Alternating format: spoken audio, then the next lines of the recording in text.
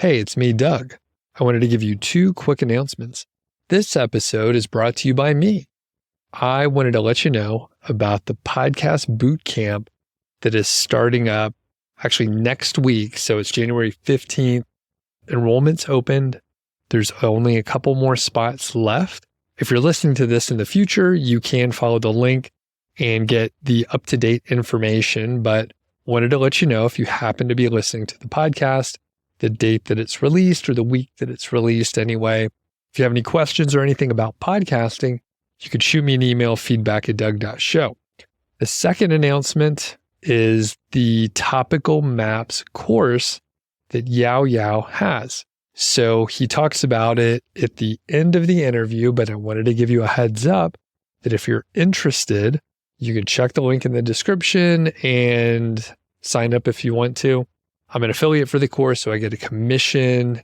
I know that you'll actually get a ton of value from the interview, but if you want to go one step further, then you could check out the course so that you could do it yourself. Additionally, if you happen to be an agency owner, Yoyao has a white label service that you can use. So if you want to save time for yourself and outsource it over to Yoyao, he can do that for you. That covers the announcements for today, so I'll send it to the episode.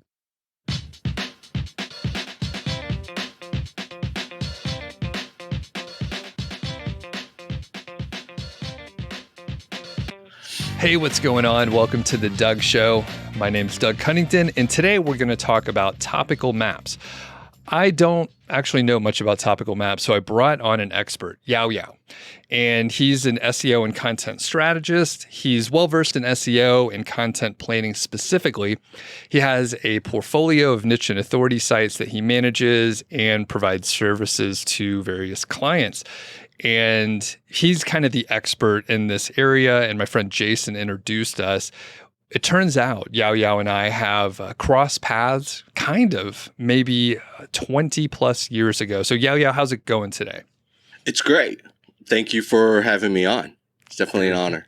Yeah, and we were swapping stories a little bit, and we'll get into all the nitty-gritty details, but it turns out that you went to Georgia Tech at the same time I did. So what's the story with that? Are you from the southeast of the US, or what's your story? Yep. How'd you end up at Georgia Tech? So I grew up in New York for the first half of my life as a kid, and then high school in Virginia Beach. And then, I originally actually went to a school up in Albany, New York, Rensselaer Polytechnic Institute. I went there for a year, and then it got way too cold for me. And so I had a friend that was actually going to Georgia Tech at the time, and I visited him, checked it out, and I really liked it. And they had an IT program, information technology, within their management school, right? It was a concentration. At RPI, it was an actual major, but at Tech, it was a concentration in the management school. So I was able to transfer in. I had to take like a summer course back in Virginia, like an English 2, I think, because Tech required it for freshmen.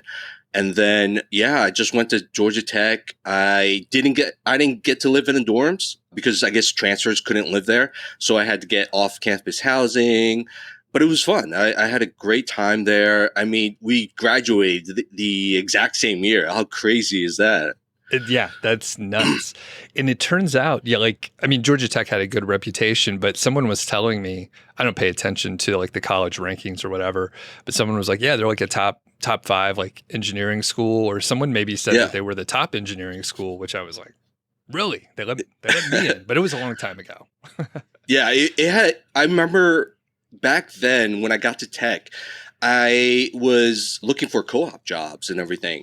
And I remember people were telling me that just going to Tech will get you in a lot of doors. And I was kind of surprised. I didn't realize, because of the rankings also, I wasn't aware of how big a name Tech was in the South.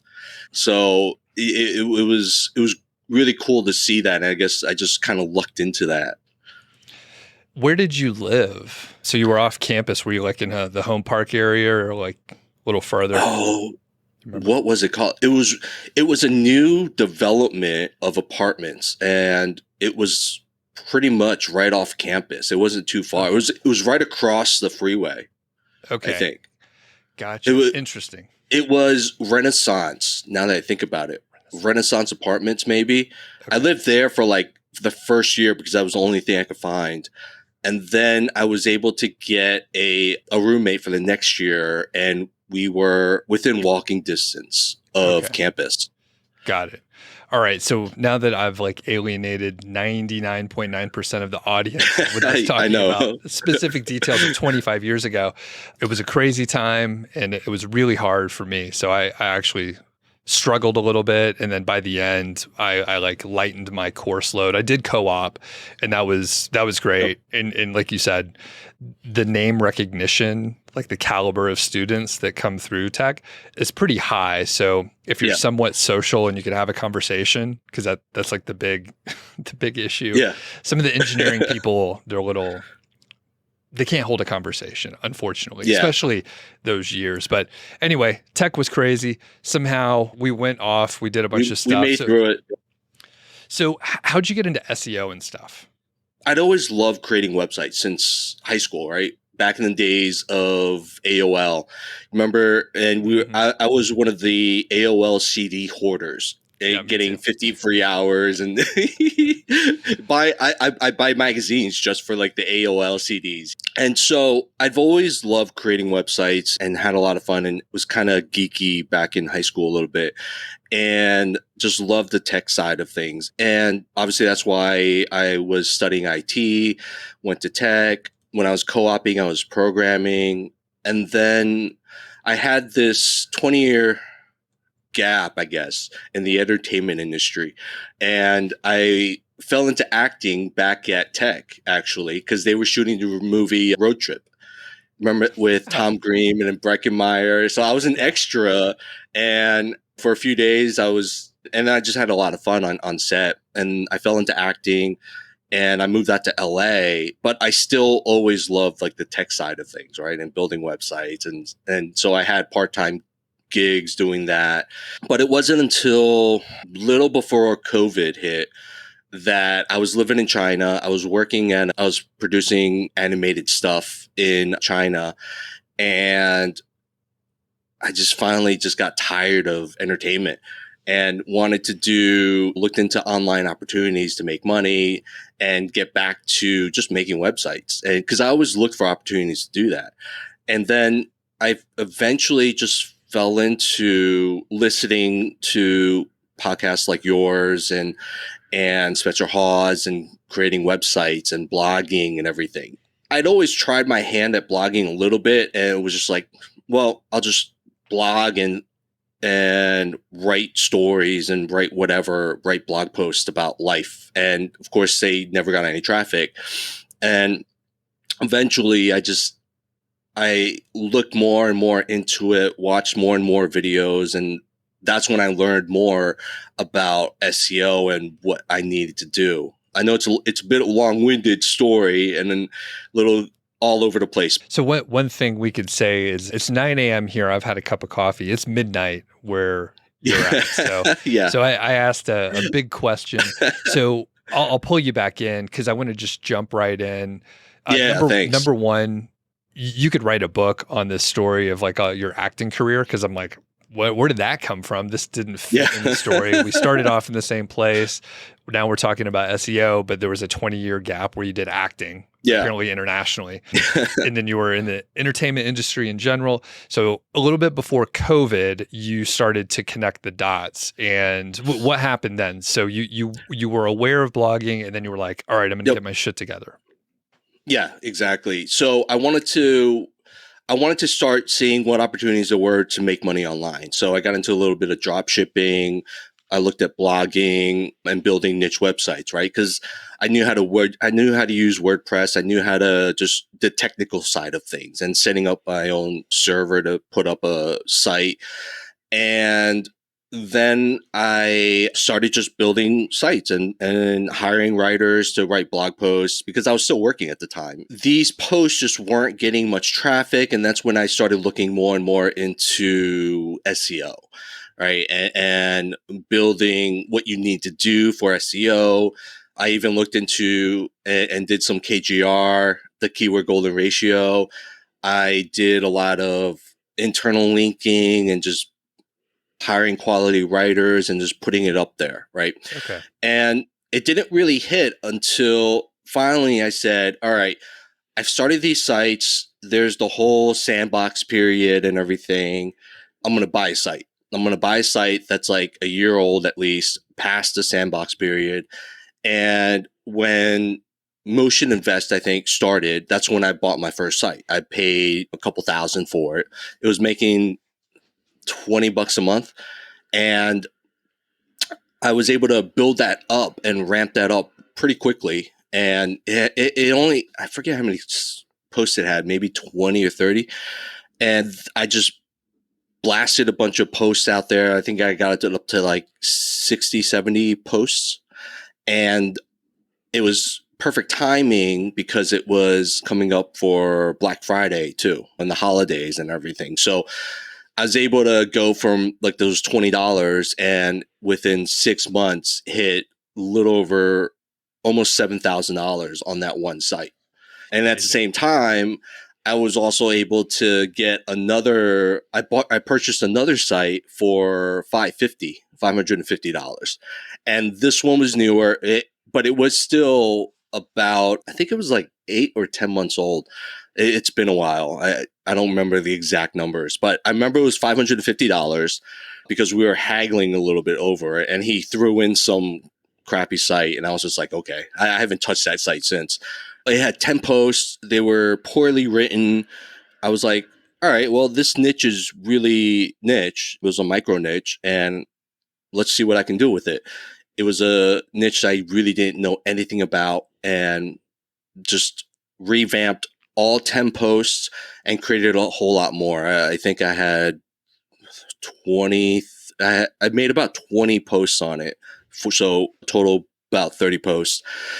And it was making no money. And I got it to a few thousand also for Black Friday, because the two sites combined made over 10,000. So within those 6 months. And that's when I thought, okay, something's working.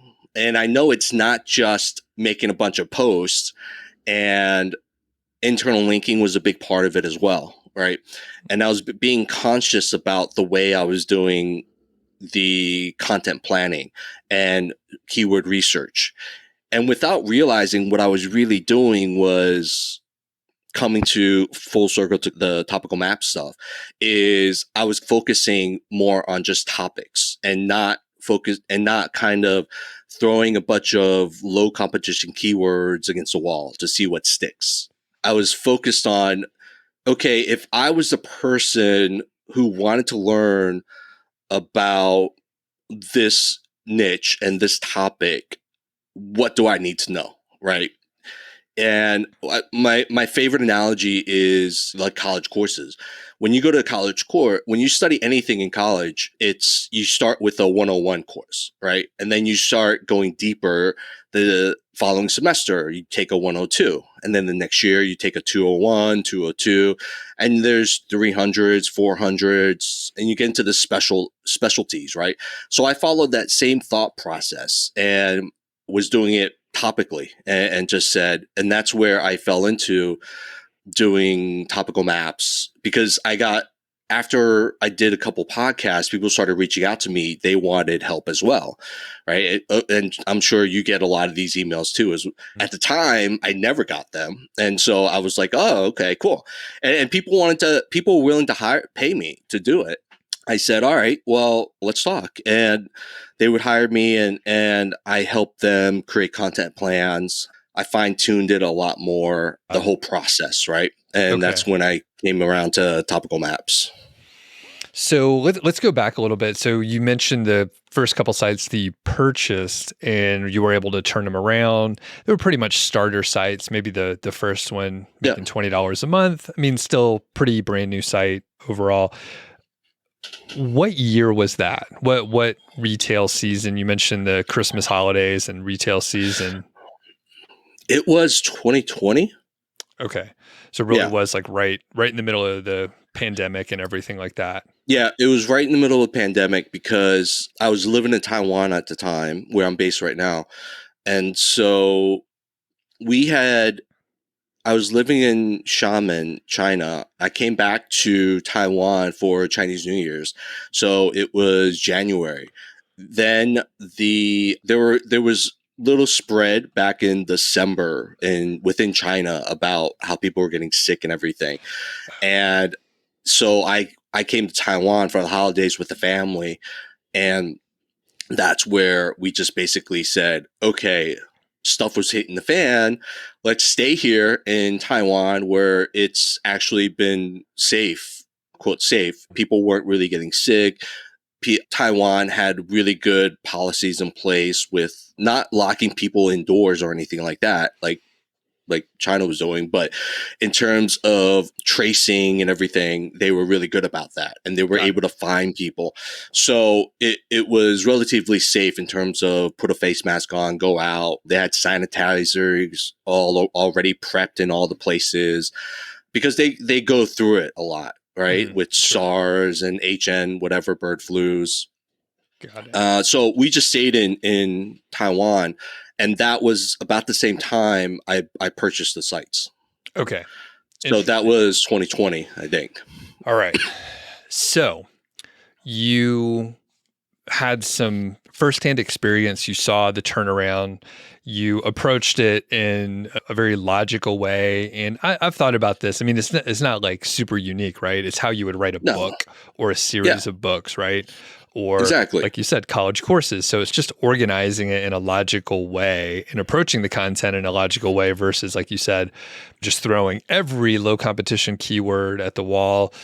Yeah, And of course, we've seen people even do that where there's not even a niche. It's just like random yeah. keywords, random topics. So it's really tough for Google to figure out what your site's about. So we've talked about topical maps. Can you just define topical map? And I'll ask some follow-up questions, how it compares to clustering, but we'll just keep it kind of discreet. So what is a topical map? Like if someone is getting a deliverable from a service, what does that deliverable look like? It is a visual representation of your site structure with organized hierarchically into main topics and subtopics up to 4 levels. And Beautiful. that's what it is in a nutshell, right? Okay. Yeah.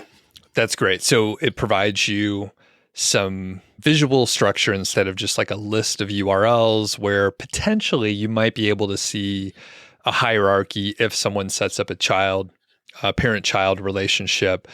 Yep. But this is kind of like a mind map, if you will, Yep. of what's going on. So it gives you the kind of the architecture, the hierarchy, and it makes it much easier to organize the content. Is that right? Yeah. Exactly. I give them there's a spreadsheet component and then a mind map component for the more visually minded, right? They're both in sync. And the spreadsheet is perfect for a content plan, right? Using as your content management spreadsheet. And the internal linking structure is there. Everything is there according to the way the topics are organized hierarchically. Now, how does it compare to a content cluster? What do people mean when they say content cluster, or maybe they use a clustering tool? What's the difference? So a content cluster basically is the way people use it is they have one pillar article, right? Say best dog food, right? Dog food guide to dog food. Okay. That's your pillar article. Around it, you have every single iteration article about dog food, right? Best dog food for old dogs, best dog food for puppies.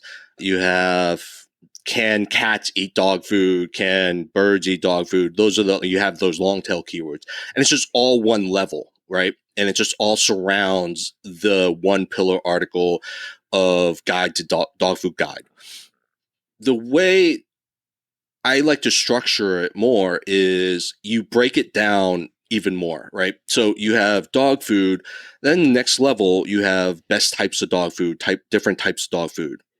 And then horizontally, you have other topics about dog food, and you break those down even more, right? You best dog food overall, best brands for dog food, best dog food for senior dogs, best dog food for puppies, right? So there's 3 levels from that. Got it. Dog food guide. Yeah. And as you describe it, I'm like, a topical map could be considered a cluster, but it's a very specific kind of cluster with a hierarchy, with 4 levels. Yep. And you mentioned 4 levels. That seems arbitrary to me. Why 4 levels? It's, in my experience, when I went down to 5 levels, I had a much harder time getting those pages to index, getting those pages to rank. 4 levels was as far as I saw, just in the articles I had, that were ranking still pretty well. Okay. 3 levels and then 2 levels. And the 4th levels are where your really long tail keywords are. You can usually make lots of topical maps down to 3 levels and occasionally some 4s. You don't always have to go down to the 4th level. Sounds like typical diminishing returns where you could put in more effort, but it doesn't really pay off, and it might actually hurt you, like many things. If you eat too much healthy food, like you're still eating too much food and you're not getting a benefit from that, or you work out too much or something. Yeah. All right. Now, and you mentioned like long tail keywords, low competition keywords, and I have heard some people mention that topical authority strategies are kind of like, I mean, isn't that the same as like going after low competition keywords? Can you compare and contrast and talk about how those relate to each other? Well, low competition keyword strategy is really just hitting low competition keywords, right? And you're not really doing any internal linking. Or if you are, it's very haphazard. There's no planning to it, right? You just happen to see a word that's similar. You have a cat article here, you have a dog article here, and you're like, okay, well, they're pets, so I'll link to them somehow, right? Topical authority is you hit everything, right? You go after these high volume keywords and the really competitive ones. And it's not that, it's not that you're trying to rank for it right off the bat, right? Because you're not going to on a new site. So it's more about showing Google, showing your users especially, that you have the expertise, the authority, that what you are talking about. It's not trying to rank those top ones right away. You're still going to write your long tail keywords, but they are all tied together topically, and search engines know that, your users know that, and I've seen higher stickiness as well in terms of users with engagement, because they know I'm actually giving them a roadmap if they wanted to study more about a certain topic, because my related articles, my internal links, the breadcrumbs, they make a lot more sense. It sounds like there's a common theme here where it's intentionality about what you're doing versus just, it's a good way to put it. Going after things without planning. So it does require thinking a little bit farther ahead, not just the next thing you have to do, but maybe like 4 or 5 steps ahead. So, I mean, things could change, right? You don't have to plan that far ahead, but at least it gets you moving in the right direction versus like random activity based on a list of keywords that have like no priority, no relationships.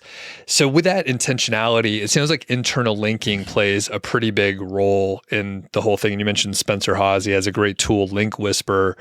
But can you just talk about the internal linking and how you approach it? And it's hard to visualize this, but as well as you could describe it, we're thinking of a topical map. How does one internally link to give the best signals to Google? So my internal linking process isn't that different from anything others like Kyle Roof or Matt Diggity have said, right? It's, you have your top article, say fruits, right? This is easier than dog food. The fruits, then you have apples below it on level 2 and oranges, and apples and oranges would link back up to fruits, right? And then within the apple silo, you have articles like what are apples, nutritional value of apples, how to make apple juice, how to make apple sauce, and all those articles, right? On the same level, they can link to each other horizontally, and back up to the higher level. And then the higher Apple article would link down to at least one of the articles, and multiple articles usually, because your Apple article is your pillar article, right? So you still treat it the same. It's basically a topical map is basically a map of all your topic clusters and mini topic clusters, I guess, right? Okay. I like to call them silos and sub-silos. Perfect. And yeah. And really, like you said, there's a silo concept where people can look back. There's some articles. I think Bruce Clay wrote an article a very long time ago about silos, and I think I wrote an article a while back. But essentially, like you said, it's a parent-child relationship. It's some intentional linking. How important, or let me rephrase that. How is it an issue if you deviate from that? So let's say, for example, there's a really good reason for you to link the Apple article, some sub-silo, over to another one over here in the orange silo, but they're both talking about the sugar content of juices, right? So there's something very relevant. Is it a big deal if you deviate, even if it makes sense for the, okay, so. No. Yeah. It's not hard and fast. You must do this, right? You can link to other articles that are really related, really relevant, that you want to prioritize as well, right? And I think what I usually tell students is stay within the silo as much as you can, and only link out of the silo if you really think it's relevant. Okay. Because what I find is if you don't tell people that, they will they start going back to their old habits of linking haphazardly, right? According to one word. Like, I use Links Whisper, but I use the reporting part of it a lot more than I use for actual linking, because the auto linking on it, you're automatically linking to one word or a phrase, right? And it's looking through multiple articles no matter where it is. And I think you can limit it to certain categories and tags or something like that. But still, you're not making sure that you're over optimizing anchors, for example, right? It's just going to make Link Whisper may suggest 10 links, 10 different pages for the word Apple, and you click OK. And then now you have, now you're sending 10 Apple signals to 10 different pages, and you're going to confuse your readers. You're going to confuse Google, right? And all the different search engines, what those pages are about, because 10 different pages can't just be about apples. Right. And I think, like, I haven't been in the weeds with Link Whisper in a little while, but you would essentially just have to take a more manual approach and go step by step, one by one, make sure you look at the anchor text and make sure if it's in a particular silo that you don't want to link to, just don't link to that one and go to the ones that are relevant. So, okay. So this all sounds great, especially if you're starting a site fresh. Right. It's easy. You're planning ahead. You got your list of keywords. Maybe you're even prioritizing specific topic areas. We'll say like silos, so that you could cover those, get that one done, move on to the next one. Right.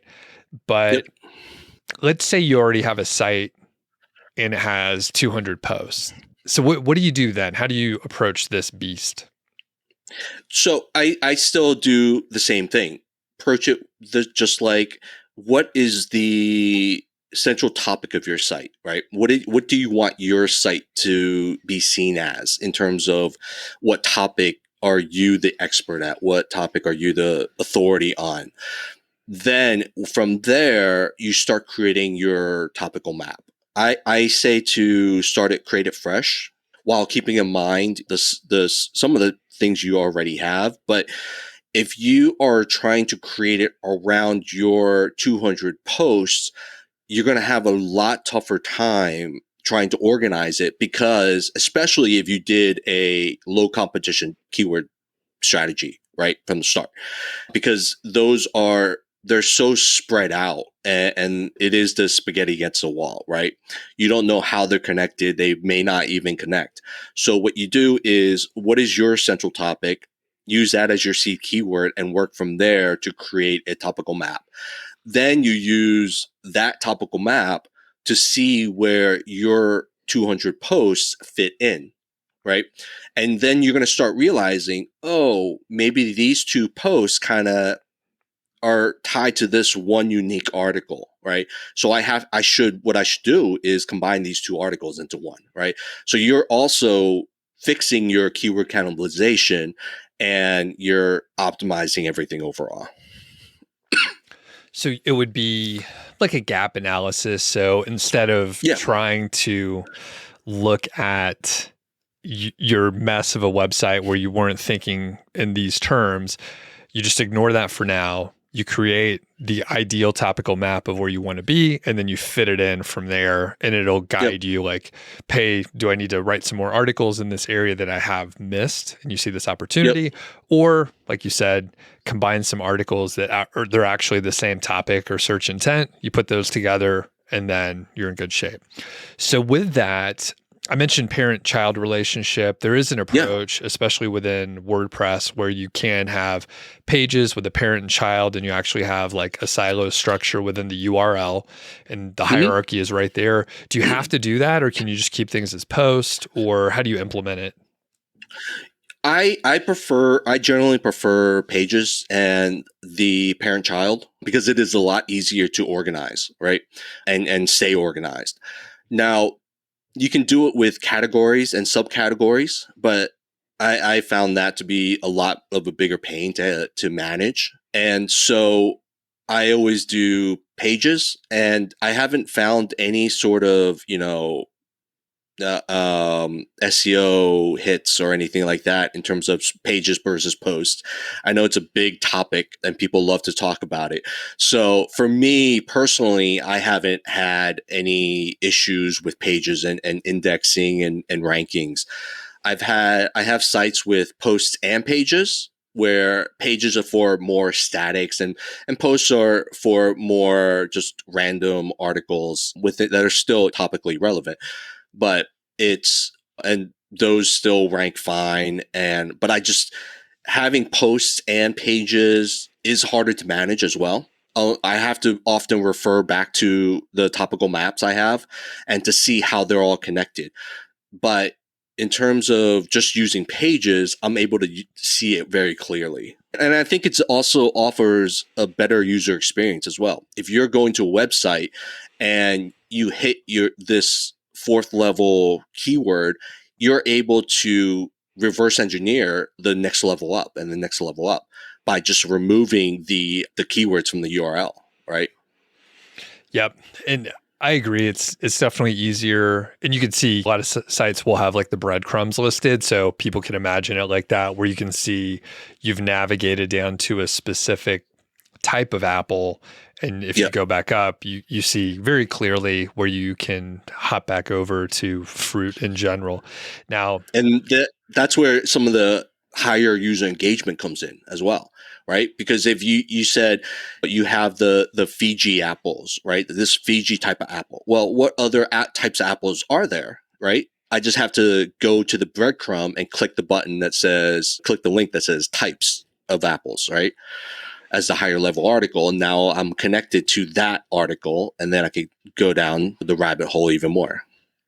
So the big issue, right, with a site that already has 200 posts, most of them are posts and you want to convert them to pages. So you end up with, it's a problem, but it's an easily solvable problem, not necessarily logistically simple to execute, but I think you would have to do 301s for Yeah. the post over to the new page, and you have to be very organized, but again, just in the spreadsheet. So is that what you would recommend?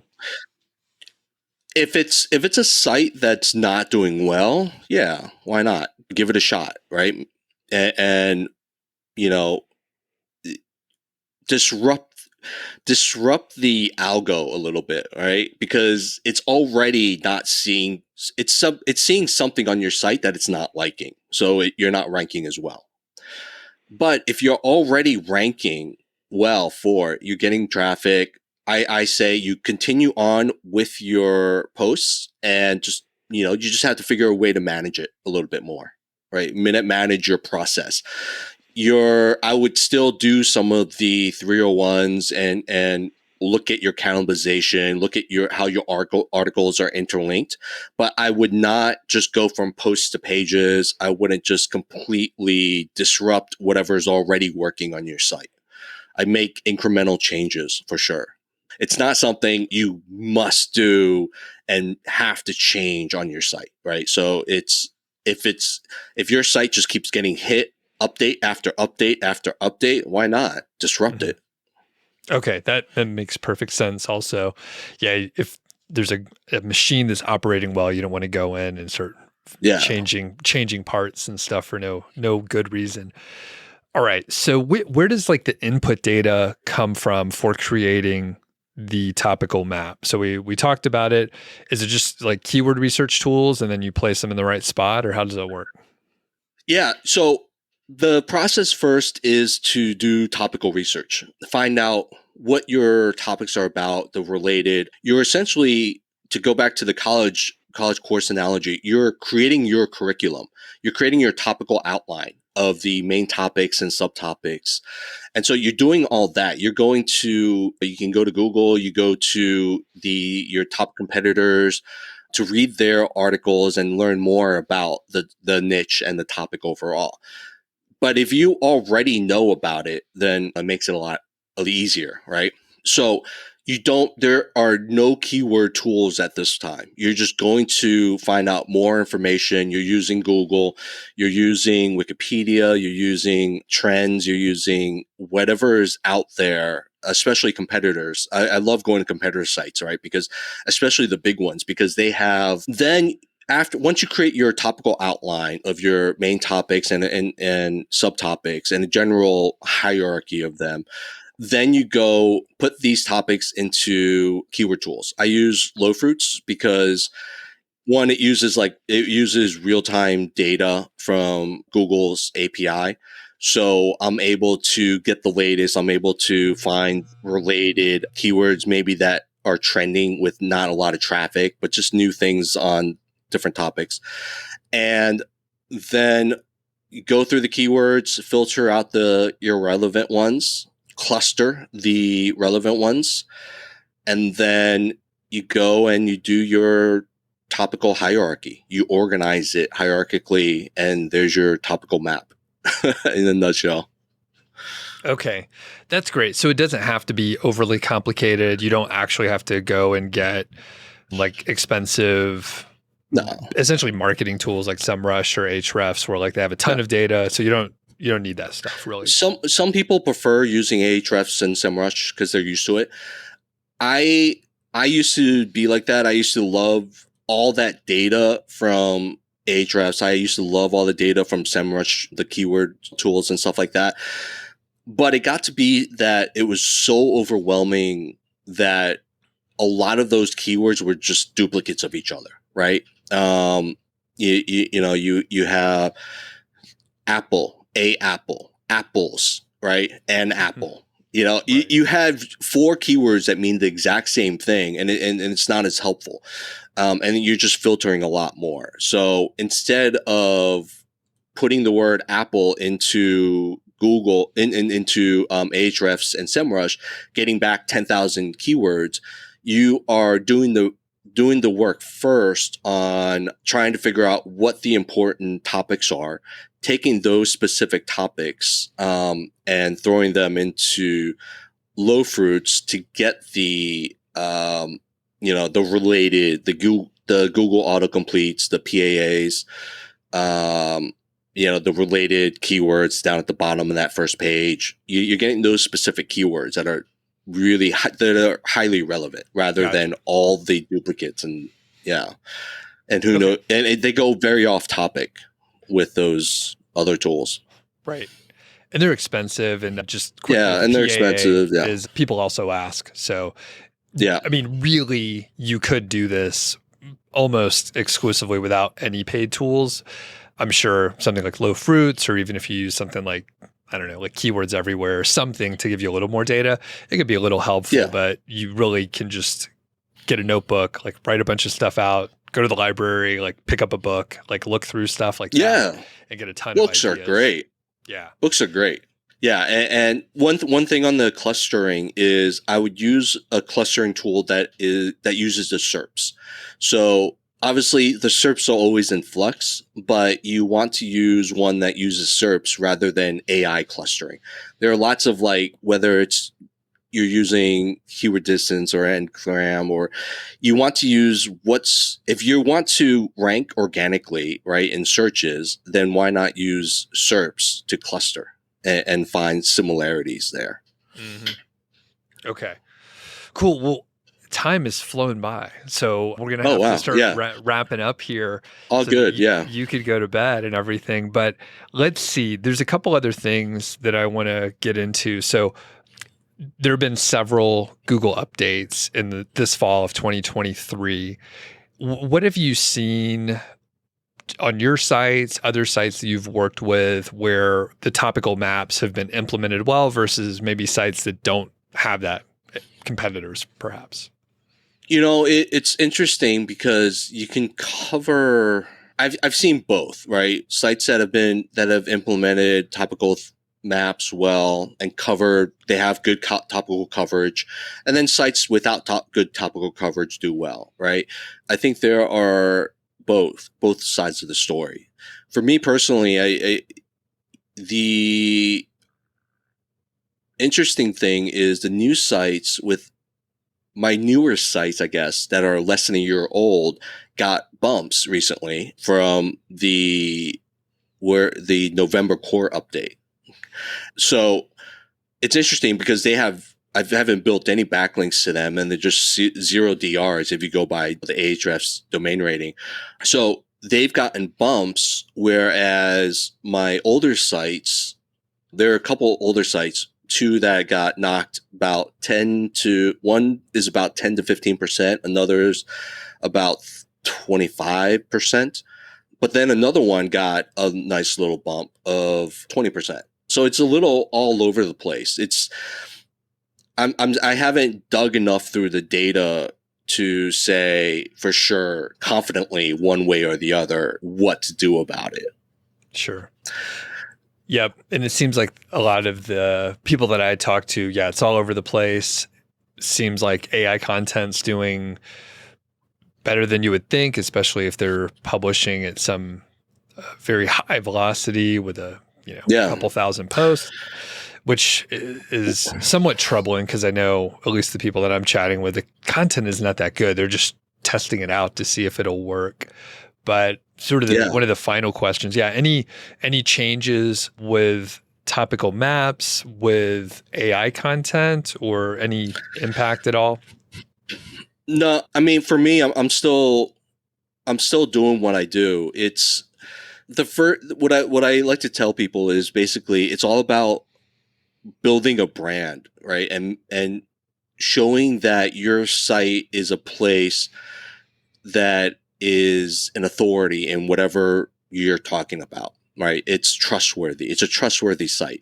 It used to be just sites, and the internet was full of niche sites, and still is, of homepages where they're just blog rolls. And down at the very bottom, you have those links, that pagination links that go up to like 50. And I mean, that's just a bad user experience, right? You want to offer a good user experience, and that's what I mean by branding.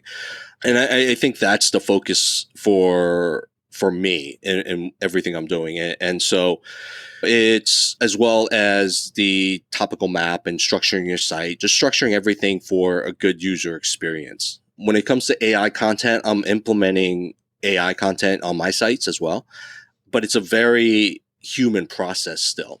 So what I do is the keyword research part is done by the topical map. So the content plan is out. Each of those topics, the articles that we need to write, a writer, one of my guys will create the content brief for it, an outline based off of the page one and the top competitors. And then they will write the instructions for the whole brief for each section. Then that goes into AI. And that's how I use AI. That goes into AI. The output is edited by a human, and then it just gets published, right? Images are usually stock and some AI generated images as well. It depends on that type of article. Okay. But so it's just more of a tool rather than the actual, right, the whole kit and caboodle, I guess. Right. And the important part, I think, the content brief is written by a person, like there's research behind it. So the inputs are very good when you send it in there. One thing I'll mention, I interviewed my friend Tony Maritato, and he talked about he's a physical therapist, right? So he put in medical journal articles as the inputs using WebPilot and ChatGPT. So it's good, accurate information. And then he tells ChatGPT to interview him as an expert physical therapist, which he is. And then he'll get a list of questions. He'll answer those questions with voice typing, Google Docs or whatever, and then he'll feed it in. And that is part of the input as well. So you end up with like actual quotes. You have the source information, as long as ChatGPT didn't fuck up and make something up, right? Yeah.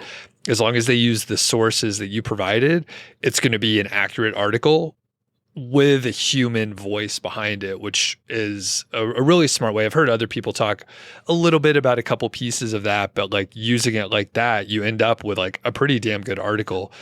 He goes and edits it afterwards, but that's something else to throw in there if it makes sense for you. So, yeah, I mean, obviously coming from the tech side of things, you and I have built I have in-house apps for a bunch of little things, right? So when OpenAI came out with their fine-tuned 3.5 model, I took advantage of that. I created and everyone uses the fine-tuned model now, right? So I'm getting exactly what I want and expect in my articles and the formatting, but from the writers, and I'm getting it, GPT-4 level at 3.5 prices, right? Because of the fine-tuned model. Right? It takes a long time to create that spreadsheet to give to the fine-tuning, but it works, right? You're saving a lot of money in the long run, and you're getting what you wanted right off the bat, and it saves your editors a lot more time. So it increases efficiency as well. And to what your friend Tony does, I do similar things as well. Why I love books is you can download and find PDFs of books and, the legality of that aside. But you can also find a lot of papers as well, right? And if you are in a medical niche, as your friend is, then you can find a lot of stuff like that. You can find a lot of PDFs, and you can train your models on that information. There are lots of chat apps out there now, right? And you can upload PDFs, upload websites, ChatGPT. You can create your own GPT. There's a limit to those GPTs, but other sites don't have those limits. So you can upload like 100 megs of stuff. Or if you are able to, you can program your own and your own local machine, right? And throw in whatever PDFs you want and just ask questions, and it'll sort through all that data and give you the answers. So there's so much you can do with it. It's just a matter of, can you think of it, right? Can you think of what you want to do?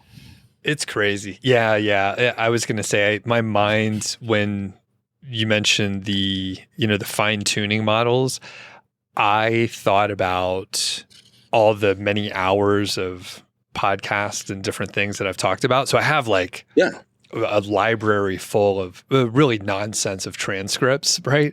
But I could feed it in, and I've heard other podcasters that are smart where they fine tune, they created a chat bot, and people, maybe their students or whatever, can go in and ask questions, and they get like pretty damn good answers. So like you said, there's a decent amount of overhead, and I know there are some services out there that like will do it for you. But yeah, interesting business model, interesting way to use it. And I never implemented any of the, you actually did it. I was like, I don't know if I want to learn how to do this. I never learned Python before, but I was like, it's pretty approachable. You could use ChatGPT to like program itself and that kind of stuff. But anyway. Yeah, I'm still not a big programmer, but ChatGPT is using the GPT-4. It's great. It's very, very easy to create these little apps and stuff. Very cool. All right. Yoyao, this has been super fun, very insightful. I know we gave people essentially the process of how they could do this on their own, but I want to give you the opportunity to talk about, number one, your course, and then number two, you actually have a service. So people can obviously do this on their own, but if they want a little bit more help, you have a couple resources. So please tell us about what you have going on. Yeah, so I have the Topical Maps Unlocked course. It is in a lot of over-the-shoulder shots. One of the cool things I thought was I had the early bird students pick a topic. Okay, they picked a central topic, which came out to home gym equipment, and I did a real-time recording of me creating a topical map for it. So it's like a 5+ hour just video of how I did all the research and everything. But then of course you have all the other, videos and lessons up there, and it's a step-by-step process. Takes time to create topical maps, but it's well worth it in the end, right? But I also have a, done for you service, where I will take your central topic, your seed keyword, and just create a full topical map, for it.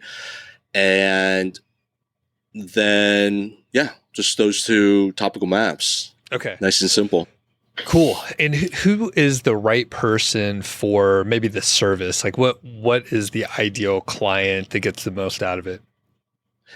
Anyone who is looking to create a site. I get lots of agencies actually, for their clients, because it saves them a lot of time and a lot of headache, as well. And anyone who just doesn't want to be making their own topical maps and having trouble with keyword tools and figuring out where to start. Okay, perfect. And so an agency, again, perfect use case, they can white label your report and then turn it over to the client, and that's totally cool with you.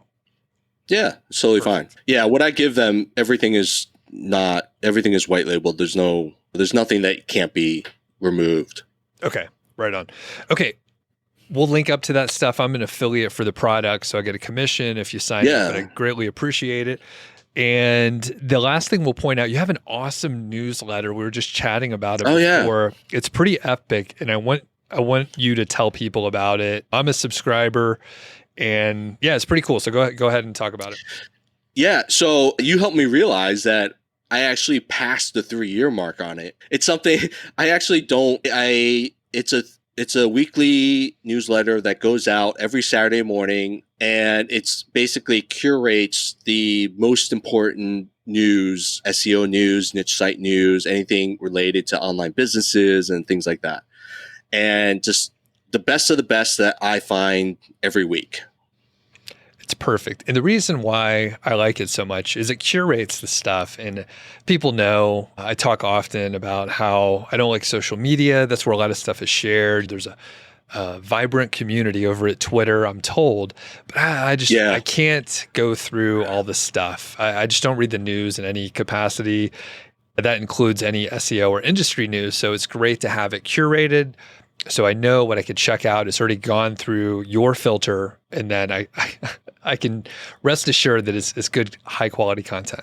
So thanks. Yep. So everyone check that out. We'll link up to the stuff. And yeah, this has been really enlightening. I didn't realize we were going to get deep into the AI stuff, but hopefully we can catch up soon and hear about what's going on. So thanks a lot, man. Definitely. Thank you. Appreciate it, Doug.